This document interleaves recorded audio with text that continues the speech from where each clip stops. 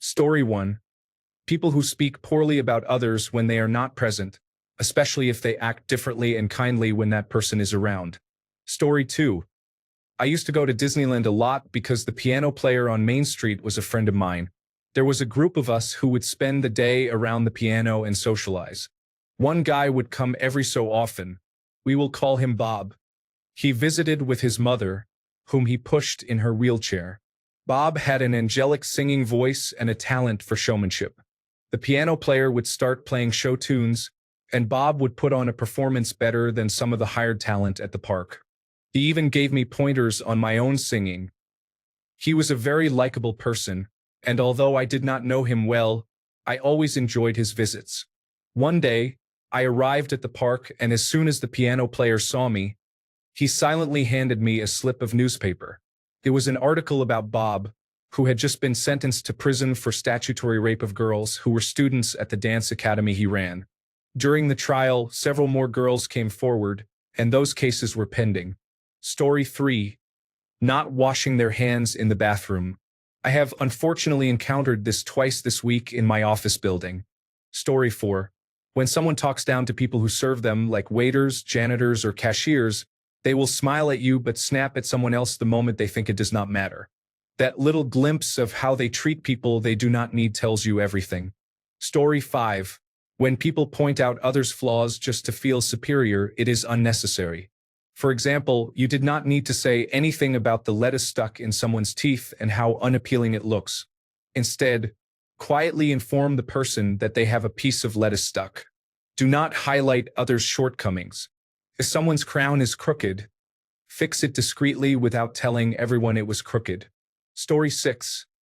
Many years ago, I went out on a date with a man. He worked for Illinois Bell. He was a service technician. During dinner, he bragged about how he would not make his assigned service calls and would just go home and watch television.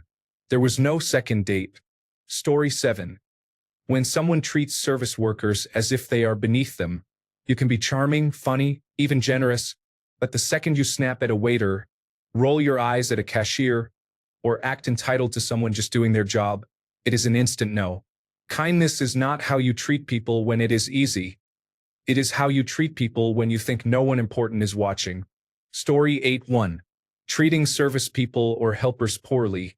Treating animals and children poorly. Social climber insincerity. Trying to financially take advantage of others. Any hint of violence, both physical and verbal. Any hint of sociopathic traits. Story 9. If someone hates books, that is a hard quality to get past. Granted, some are in a season of life that does not allow for leisurely reading time. But what I mean is the people who say, "Oh, I hate reading."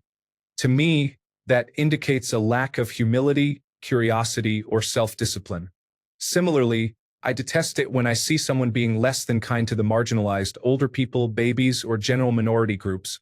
As I see it, how you treat the weak is how I can expect you to treat me in my moments of struggle. Story 10. People who have an advantage in some way, such as money, power, or experience, and choose to belittle others. Story 11. Watching someone who has been friendly and engaging be rude to a waiter or anyone in service feels like cold water. I have lost tremendous respect for people in seconds because of that. Story 12. When someone always manages to steer every conversation back to themselves and their problems, no matter the topic.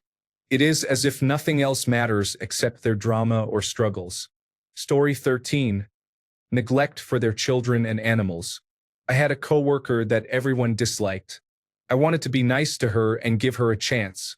I had some strange interactions with her and then learned that her 2-year-old child had, on more than one occasion, gotten out of their apartment and wandered into the parking lot. She laughed about it. She brings her dog to work, yells at him, and acts like he is a nuisance. She constantly yells at the dogs at our workplace. Now I understand why everyone dislikes her.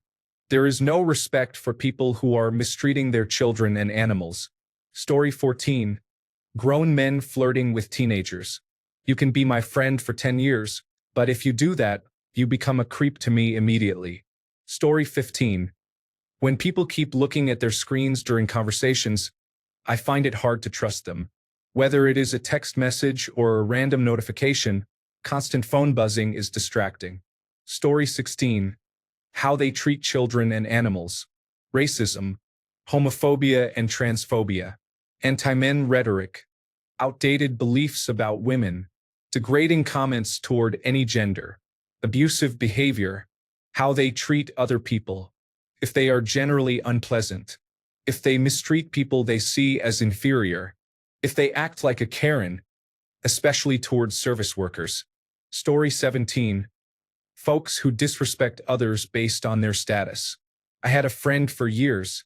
We golfed together, celebrated family Christmas, hangouts, and so on. He is very wealthy and decided he no longer wanted to golf with us. He preferred to golf with like-minded individuals, in his words. Needless to say, the friendship is over. Story 18. When people have something to say about everything and anything, for example, "Oh, I've been to that river, but don't remember exactly where it was," or "I was there when that event happened," trying to one-up others for no reason, it feels strange.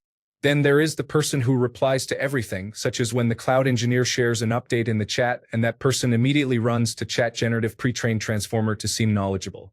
It is okay to not know something. It is okay to not have been there or done that. Story 19.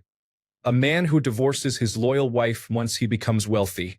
She was by your side when you had nothing, but as soon as you have some money, are you going to abandon your wife, the mother of your children? I can never fathom that. Story 20. When a person's entire identity is based solely on being a parent, their faith, or something else, they can be more interesting than that. Story 21. When they reveal that their love for their children is conditional. My coworker is quite a bit older than me. She was talking about her son's hair length and how she made him cut it short even though he wanted long hair. She said, "No son of mine is going to look like a hippie. I grew up with unconditional love and consider my parents two of my closest friends. I remember being very young and asking my mom if she would still love me if I had green hair, and she warmly and wholeheartedly said, 'Of course I would, honey.' I grew up a bit and was an emo teen in the early 2000s, and she was very supportive despite not understanding it. She's just a good, non-judgmental person." Story 22. People who help others and then expect a huge amount of attention for doing so, rather than doing it out of the goodness of their heart. Story 23. If they are mean to their friends or others, I already know if they are being rude to others, what is stopping them from doing it to me? Story 24. If I am honest, people whose work is constantly filled with mistakes and typographical errors probably lose a little bit of respect on some level. Checking your work and caring about detail can be really important, and ignoring that makes it seem like they cannot be bothered. Story 25. When they disrespect service workers such as waitresses, vendors, janitors, and movie theater employees, it is low-class behavior. Story 26. The overestimation of hard work as part of the equation when it comes to success is common. Some successful people failed upwards while others worked long hours and still failed. Saying that the only thing that is true in life is hard work equals success makes you seem unserious. Hard work can improve the odds of success, but it is not the only factor. Telling people they are failing or struggling because of how hard they work is disingenuous. Story 27. People who say they hate cats. Not that they prefer dogs over cats. Not that they are scared of or allergic to cats, but that they completely hate them. Additionally, people who learn you have a less conventional pet and immediately criticize the animal or talk about violently killing it. I had pet rats for years, and a coworker talked about how they would kill them. I decided to say the same about their dog, and they almost cried. She was very unpleasant. Story 28. People who act very friendly and kind to literally everyone except their children. They claim they care about their children more than anything else in the world, yet they behave as if they do not know how to communicate with people in the real world when it comes to their children. Story 29. Self-importance. Even if you are kind to others, even if you have genuinely done amazing things, if you cannot be humble, then I do not want to know you. Story 30. How someone treats individuals who cannot offer them anything reveals their true character. You may pretend to be kind to peers or supervisors, but your behavior toward waitstaff, janitors, or anyone considered below you demonstrates who you really are. Story 31. Trainees come in thinking they know everything because they have worked in the industry before and are eager to share their knowledge, ideas, and ethics. However, this is a specific type of medical clinic. It is important to listen carefully, be quiet, and learn. Story 32. I usually use those instant impressions as a guide for where I need to go. I learn more about a person there than by looking elsewhere. Story 33. Male-centered women. If a woman treats some random unpleasant person better than her friends, I'm out. No, I don't want to hang out and listen to you talk about your delusional fixation on a man for 4 hours. If your value comes from how men view you and not who you are as a person, I'm done. Then he turns out to be a terrible person without fail. Story 34. I have had this happen countless times. The person seems intelligent and informed with the news, then starts praising Donald Trump and criticizing Joe Biden, poking fun at his age. They do not realize they have been drawn into the orange cult and are now praising their leader despite 34 convicted felonies. They somehow justify the January 6th insurrection and many other treasonous actions of a corrupt, fascist, racist, misogynistic, power-hungry egomaniac. Story 35. If they call themselves alpha or imply they believe in alpha males or any other Greek alphabet describing any human trait, also racism. Story 36. When they reveal they are a two-faced flipper, someone who talks negatively about people, but then acts like their best friend to their face. The worst is when those people actually think the flipper is nice and their friend. Story 37. When people say things like, I am not political, all I hear is, I am too privileged to care until something affects me directly. Story 38. Neck tattoos, nose rings, tongue rings, mullets, essential oils, believing the earth is flat, believing 5G is reading your thoughts, having a dog that bites people regularly. Story 39. Mistreating animals, including any display of pack hierarchy or dominance, is unacceptable. Showing aggression to prove superiority is insecure and wrong. Story 40. Disrespecting others and telling people they do not know how to lead their lives is inappropriate. I used to know a man who had a long-time crush on me. We were also good friends, but something always stopped me from actually dating him. Sometimes I would forget what it was, but social interaction would remind me. Basically, he would say negative things without realizing he was actually talking about me, often in front of his friends. For example, he would say, "Can you imagine having a date with someone who buys something from this or that brand? How tacky and cheap." I would be sitting there wearing jewelry I bought for myself from that exact brand, and he was too unaware to notice. Meanwhile, months later, he would visit and give me a gift bought for a few dollars from an online marketplace. That sort of behavior makes me lose respect immediately. Trying to boast and make oneself look good by repeating things they read on the internet while not leading by example is disappointing. Story 41. Hates animals. Treats service workers like second-class citizens. Lies. Is rude to their family, partner, or friends. Says that video games and comic books are for children. Is narcissistic. Uses religion as an excuse to be unkind or tries to force others to convert to their religion. Story 42. A racist or homophobic comment is unacceptable. There is no redeeming oneself after that. It is truly disappointing when it comes from someone you have known for years. Story 43. If they are religious, I do not lose a huge amount of respect or feel any strong negative feelings. I think that everyone is entitled to their own beliefs, but part of me thinks a little less of their intelligence for it. Story 44. Me. This person is super nice. Them, we should talk about Jesus. Me, not another one. Be a fan, but please stop trying to conscript me. Me to Jesus. I would never make you die for my sins, dude. After 11 years with a Muslim man, the religious conscription and desperation to enter any variety of heaven is the fastest way to drop my respect to zero. Story 45. When someone does not stand up for you when you are clearly being mistreated, or if they mistreat others and then guilt you for calling them out, it is important to avoid being toxic yourself. By maintaining kindness and respect, you will not be judged so harshly. Story 46. When they speak negatively about their inner circle behind their backs, including their coworkers and their spouse, Not just venting about an incident, but truly tearing them down instead of talking to them or seeking counseling, yet then act like best friends to their faces. Story 47. Being mean to dogs. Being rude to servers or waiters. Racism. Sexism. Really any ideology or phobic attitude. Treating their partner poorly. Thinking emotions are bad or make you less masculine, and imposing that belief on others. For example, a woman sees her son crying and tells him not to because he is a boy. Story 48. When someone gave me a backhanded compliment in front of boys, saying that she was like her brother, I was like, "Girl, what did I do to you?" Story 49. People who brag about being rude. I was at a beach bar a few days ago, and a man from my country came to talk to me since he heard my accent. He seemed nice, and we had a short chat, but after a few minutes, he started discussing the different bars along the beach. He mentioned that he always goes to one bar because when he first tried it, he had an issue with a waiter, and they fired the waiter. I don't know the whole story of what happened, but being proud that you got someone fired is very unpleasant. Story 50. Someone saying, "I don't like dogs," instantly makes me look at them as if they are a serial killer or something. Story 51. Someone who is rude, especially to elderly people.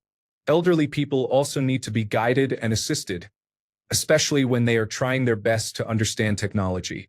They still want to be taught with care and compassion. Story 52. If people care too much about their social media, nobody cares what song, filter, or image you put on your Instagram story. If they do, then they are unhappy individuals. Story 53. Casual isms. There is a woman I work with whose very first interaction with her involved making fun of a disabled child in the store, complete with hitting her wrist against her chest and saying, "Duh," expecting me to laugh along with her. I keep my distance. Story 54. Emotional dissonance occurs when my actions do not reflect my true emotional state, because my emotions are not aligned with my own interests. It is similar to the uncanny valley effect, which makes you feel like the other person is hiding something. Story 55. If we are talking and they turn around and give that fake mean girl smile and start speaking badly about that person. Story 56. Snide little comments about race, social status, mode of transport. They may be the loveliest person in the world, but they have gone down a notch in my good person index. Story 57.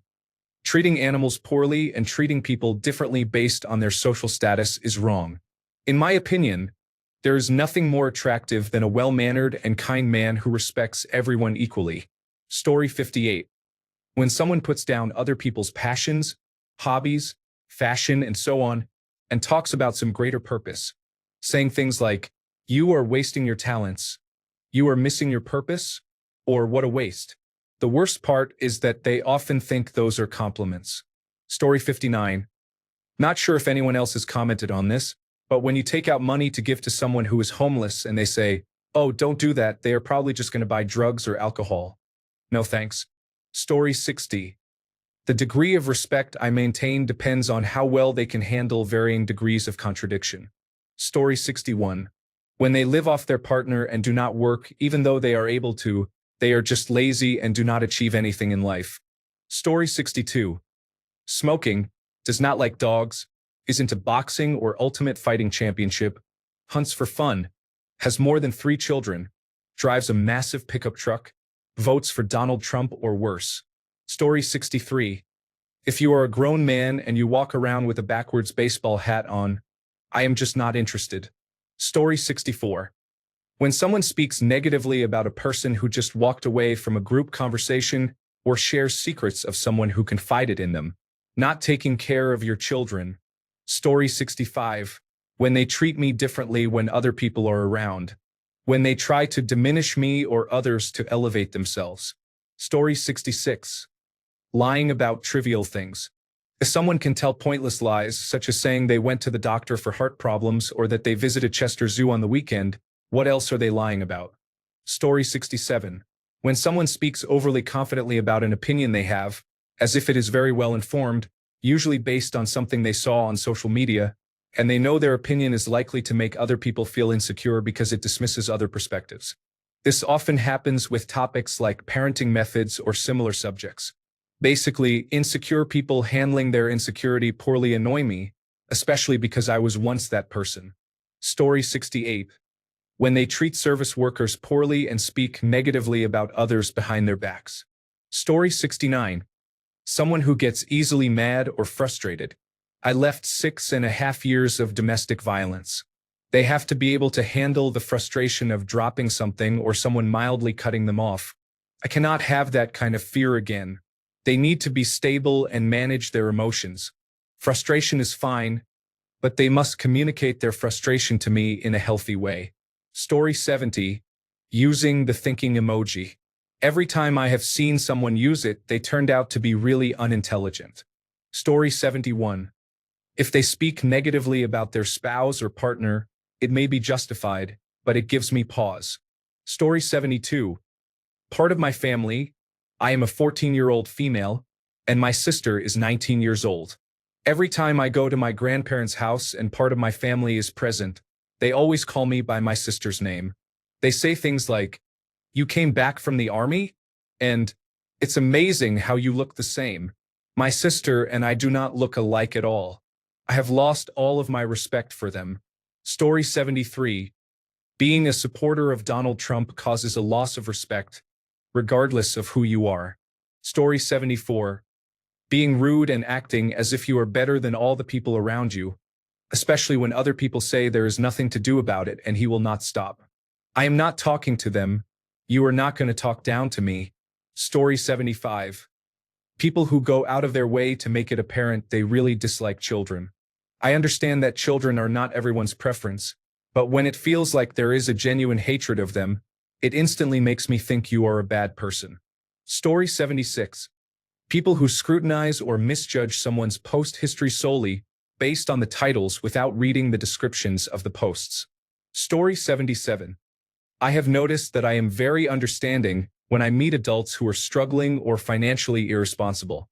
However, if I find out they have children, I immediately judge them harshly. I also really do not like women who move from relationship to relationship when they have children. Overall, just do not bring children into your drama. Thanks a bunch for sticking around till the end of the video. Remember to subscribe, and until next time, stay awesome and goodbye.